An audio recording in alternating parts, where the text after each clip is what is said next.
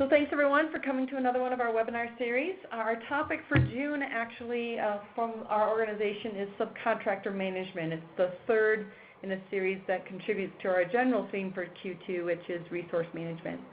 And in particular today, what I'm going to be going over are really things key to professional services regarding when are you supposed to be using contractors, or when should you start thinking about using subcontractors. And some cost tracking techniques. These will be more high level, but over the next 2 weeks we will be having tool-specific conversations or webinars related to subcontractors, so you'll get much more detail related to the specific system that you're using from those webinars. And then what do you have to consider when you're using subcontractors in your PSA tool and your metrics management? How do you need to accommodate subcontractors in those reports, because they could hurt or help the report, and what's the best practice for including or excluding them. And then finally, we'll give some general tips for how to manage that pool of subcontractors, and we'll wrap up and open up the phone lines. Just a quick update on what's happening at Top Step. So the major things we have going on this month are our webinars. Those of you who have the OpenAir system, we will be doing an OpenAir specific version of this discussion next Thursday. And for those of you at FinancialForce, that will be the 2 weeks from now on Thursday. As you know, Thursdays tend to be our webinar days. So I thought I would start off the conversation with sort of knowing when. When do you need to use a subcontractor? And most people will say, oh, it's because when I run out of resources, I need to get a subcontractor. And you still have to consider the fact that a subcontractor needs to ramp up, just like if you hired a brand new person. You just may have a shorter time frame to engage them and try them out than trying to hire a full-time resource. So realistically, subcontractors typically are used in professional services to meet demand growth. I got lots of work coming in, I need somebody to help me out, I'm going to find some resources, and those are quick temporary resources potentially that fill the need to deliver services. Now, the other major aspect, though, is if you get yourself into a situation where your staff can do most of the engagement, but there happens to be a special skill set as part of the engagement that you don't specifically have on staff.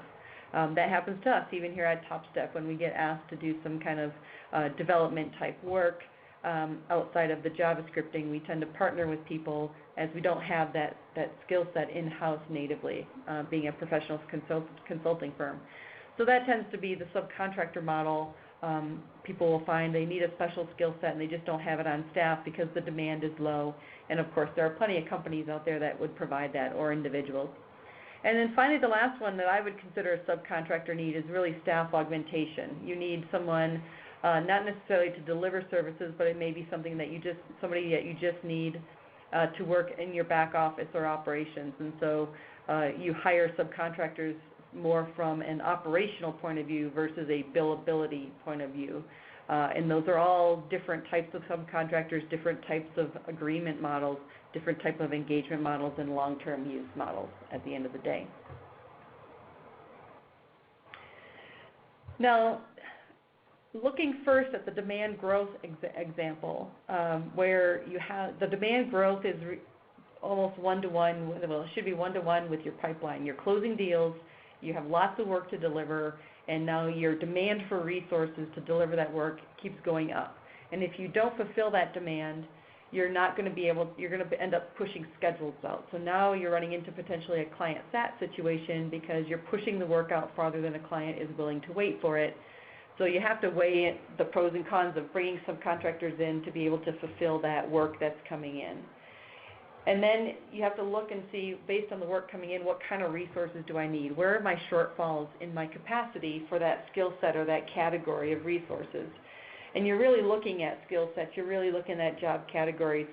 And when I say job categories, people will loosely use like senior consultants. I'm out of senior consultants. But that's really not a job category. What you're really looking for is, I need a senior XML architect development person, something like that. So with a lot of experience, it's an experience level that you're applying to that need. So skills, sort of the category of the resource, like a project manager, and then the experience level, and what kind of resources that you need and where are the shortfalls happening in your organization. and then you look to see, do I have staff available? That's your capacity versus demand metric that we've talked about in previous webinars. But the question shouldn't be, do I have staff available? The question should be, do I have the right staff available? Because that's a very important distinction, simply because you may have a lot of project managers, but do you have project managers that can manage a $5 million 3-year project versus a project manager that can manage the ad hoc work orders that are coming in directly from websites that you just need to schedule people to deliver, and then you bill them when you're done. So very different skill set needs there. Still project management, still coordination, but the depth and the complexity of those two types of project managers are very different. And so you have to sort of look at not only do I have people in that category, but do they have the skill set, the experience, and are they the right people to put into that role? Because that, even though I may have resources in that category, if they don't have the experience level or can deal with the complexity, we may still need to go outside and get a subcontractor.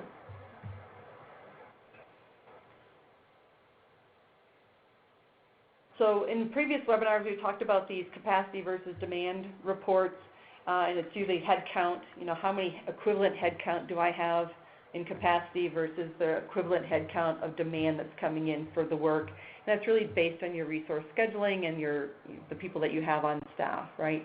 But you have to bounce that also against the reality of how productive can people be. So if you have a full-time resource, 40 hours a week, can they actually deliver 40 hours worth of work? Can they meet the demand of a full-time person on a billable project? That might be slightly different. A full-time person on staff may only be able to do 80% billable work, which is 0.8 of a head count to meet the demand need. And likewise, if you have any part-time people, they're factoring into your FTEs. They may be half-time or half ahead, but can those 20 hours completely be used on billable work? And so maybe that 0.5 really is 0.3 or 0.4 when you're looking at it from a demand point of view. So you have to use the capacity versus demand FTE headcount, but then add some reality to the demand piece of it, or the capacity piece of it, to knowing that, you know, people will burn out if they're put on working too many hours, and there's still administration that you probably have to do within your organization. So every hour is not a full billable hour potentially. On the special skill set need, it's, you know, really the skill set, it should be something that you identify during the scoping process. You have to go through the scoping process to figure out what it is you're going to deliver, so as part of that, it should jump out at you that you're bidding on something that you don't necessarily have the in-house skills for, so you'll have to subcontract it out, outsource it in some way to a partner. And ideally, you already have those partners in place, or you work to get those partners in place as part of a bid, a formal bid, for example. This whole special skill set, though, is really a driver for that skill database. That was last month's webinar series of topics, was skill management and understanding how to track skills. And adding things that could potentially be a skill needed in your organization gives you the ability to know whether somebody actually has it in a part of the organization that you may not be aware of. So using your skill database gives you the ability to do the in-house review first, to farm for those resources, and if you don't have that, then that is sort of an automatic, let me go and look at our subcontractor list. And then finally, the staff augmentation piece of it is really where you're starting to get into more permanent employment potential long-term, or strong partnerships. We have many customers that we partner with where we're their help desk for their PSA solution. So we provide that staff aug role, so they don't have to have that person incurred on staff, on bill, on employment, on payroll, and having to deal with all the benefits and all that kind of stuff. So this role, even though it's not a billable subcontractor, it's a subcontractor role that can help you better the organization and streamline your operations at a lower cost potentially. So the cost tracking techniques really depend on how you engage with the subcontractor. And I took those same, those same kind of viewpoints of what would you use a subcontractor for, and I really see three main types of contracts that I see often in the industry. So if you have a temporary person, that tends to be an hourly or a daily rate person. There might be a fixed fee associated with it, especially if it's like a special skill. You say, hey, I need you to stand up this Oracle DBA or database. You can fixed price it for $15,000, and however many hours the subcontractor needs to deliver, you don't care. The cost to you is going to be $15,000, or the cost to the customer that you're delivering to would be $15,000. So for these two, I really see a lot of hourly and daily rate type agreements, fixed price agreements if it's something that can be boxed very nicely. But for staff aug, that tends to be more of a retainer, because what you really don't want to do is have somebody on full-time staff and you're paying them hourly, because 40 hours a week hourly gets a little pricey. Or you start negotiating the rate way down, so you're paying almost at cost or at cost for resources if you go to the hourly level. So I see retainers more often here, or maybe a flat fee per month for the staff augmentation, because there's sort of an assumption or a guarantee that there's going to be a level of effort for that resource to deliver on a regular basis with the organization. If you're using a PSA solution to manage your organization, however, there are things that you have to take into consideration when you're tracking cost for these resources, especially the temporary ones where they're coming and going and they may change their rates depending on what you're engaging them for. So at a minimum, you should be able to track the cost by subcontractor or in some way to indicate that it's a subcontractor. For those of you who have PSA solutions, they may have actual resource records or licenses. Those don't necessarily have to be one-to-one subcontractor name to a license burn. There are ways to configure PSA solutions so at least you can track the information and identify the effort and cost of that resource by name in some way without necessarily incurring a lot of license fees. But you also need to understand what engagement or project that they're supposed to be delivering and what type of work they should be delivering, or the activity on the project that they're delivering. So each of those levels could actually be different rates depending on the agreements that you put in place with the contractor. And the PSA solution that you're using should be able to handle those different levels of rates down to the minute detail.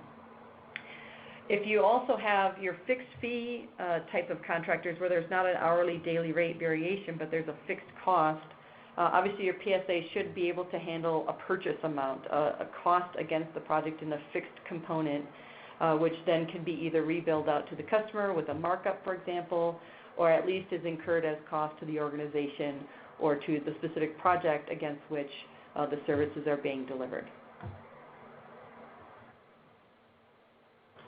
But above all else, though, in my thought, keeping track of the costs and being able to trace that back to the individual subcontractor is important. You're going to be getting questions potentially from your client on who delivered this work, especially if there's kudos that want to go out or some comments on quality that need to be discussed. And so the client should know who's doing the work, and that's, tracing everything back to that individual subcontractor is good for communication with the client.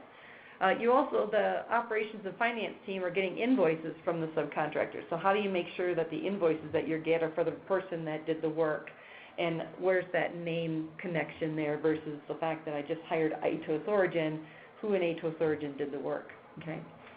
You probably need to be able to track it back in some cases to support audit purposes versus just vendor level. Not always, but it has come up. And the user itself may not have to use a license. I already went over this one, but as long as you have a configuration in place where you can trace the information back to the individual named subcontractor, you should be good to go. But that's what I would recommend if I was working with a customer, is making sure that the cost has some kind of basis of relationship to the named resource. Now, from a resource management process impact, you can't really assume the resources are full-time, the subcontractors are full-time, because you don't own them. They're owned by someone else, or they're independent, and those resources they have to be billable too in order to make money, so they have to be shared with other companies potentially. The exception here is staff augmentation. There's typically some kind of understanding that if you're a full-time staff augmentation person, you are full-time dedicated to me, so I can assume you're a full-time resource, okay? But if you're having your standard sort of temporary subcontractors, what you need to accommodate is the fact that the scheduling process that you have in place that looks for availability has to consider whether the subcontractor is truly available. And in that case, you have to have some kind of process control with the vendor themselves. So you can't, if you find out you don't have the resources in-house, you need somebody that week, you can't assume that the subcontractor is available just because in your PSA solution they happen to look available. So you have to reach out to the vendor and have some kind of loop back process where you're having the vendor be engaged and understand whether that resource is truly available so that you can use them for that week. Even if you have some kind of MSA, you can't always be guaranteed that you have first dibs on a subcontractor. Okay. What I always recommend, though, is don't try to find out what the subcontractor's schedule actually is and replicate that in some way in your PSA solution so that you can find out whether they're available or not, because that just is unmanageable. Maybe vacation, if there's something that really is something that you're allowed to know about and it's going to impact your use of the resource, that might be a stretch, but nothing else. It's really just using the vendor's scheduling contact to be able to control that. From a metrics perspective, though, we have to kind of look at what does it mean to have a subcontractor involved in your PSA and involved in the numbers that you're pulling on a regular basis. So let's talk about forecasting, right? So forecasting tends to be based on resource management, resource scheduling. In this case, I would say yes, you definitely should be including your subcontractors into that forecast because they are, if they're doing billable work, you want to be able to forecast that you're going to earn that revenue, you're going to do that billing, okay? So they should be involved in the forecasting aspect, but the forecasting aspect also has a component called capacity versus demand. Do I have enough resources to meet the demand that I'm getting, which is the forecast demand? Subcontractors actually should not be included in your capacity numbers because you can't assume that you have full control of their schedule. So money forecasting, billing forecasting, absolutely bring them in. Forecasting capacity and forecasting utilization, pretty much take them out because you don't have control of their schedule. In general, historical utilization, like where are we at as a company with billable utilization, productive utilization, realization, all that kind of stuff. I recommend excluding subcontractors from these reports. The reason is, typically, if you hire a subcontractor to be billable, they will typically be 100% billable. So all of the hours they deliver will be billable, and therefore your billable utilization is all of the hours they delivered divided by all of the hours they delivered, which is 100%. You can't really use like a 40-hour work week because you're not guaranteed that there are 40 hours dedicated to you unless there's staff augmentation. Those are always the exception to all of this conversation. Okay.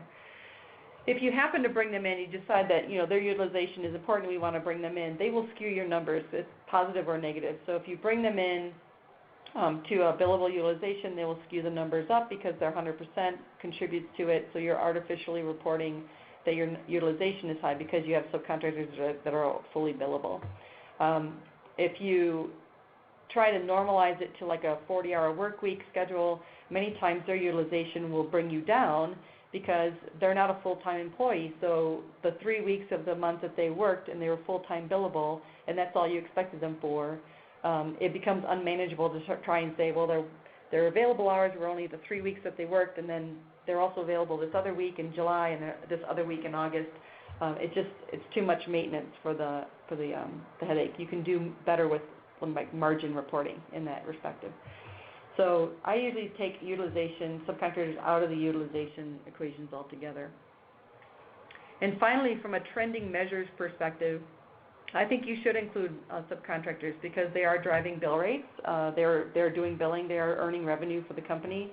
So including them in your average bill rate calculations, including them in your trending project margin metrics, those make sense because those are costs to the company. Those are contributing billability hours and bill rating hours that can be trends, and the subcontractors can be included in that because it doesn't matter whether they're full-time or not. It's really based on the work that they've delivered at the end of the day. Now the tips for managing a subcontractor pool, since you don't really have control over their schedule, you really want to know who you have available though to select from, and then you have to be able to coordinate with that vendor. So what I find is useful is if you can get some kind of rough resume database. We have customers that ask for resumes from us so that they use us in their resource pools when they're looking for resource needs based on skill sets. And so if you build a resume database, whether it's within your PSA, within some other document management system, as long as it has some kind of context searching, you can use that to sort of find resources that have certain skill sets, and that saves a lot of time versus having to go through some kind of vendor management, subcontractor management type company. The other is actually have your subcontractors fill out a skill profile that's relevant to your business, right? They don't have to tell everything about, how good they're at Tai Chi and what kind of coffee they drink. But if they could fill out a skill profile for your organization, then they would be someone that you could have available on call for selection, and then you would be able to talk with the vendor. Of course, in order to do either of these, you would have to have a relationship with the vendor already, a partnership agreement most likely, maybe some NDAs in place that you're allowed to see this information from the vendor, and also the guarantee that, no guarantee that you will be able to get that resource even though they may have a perfect skill set mix, because you're not buying that resource full time. You have to actually negotiate with the vendor on when you can use them, okay? Because there's a lot of relationship type tracking, making sure the data is up to date and you have all the agreements in place, I think it is a good idea to have a point person be your subcontractor manager, your vendor manager in-house.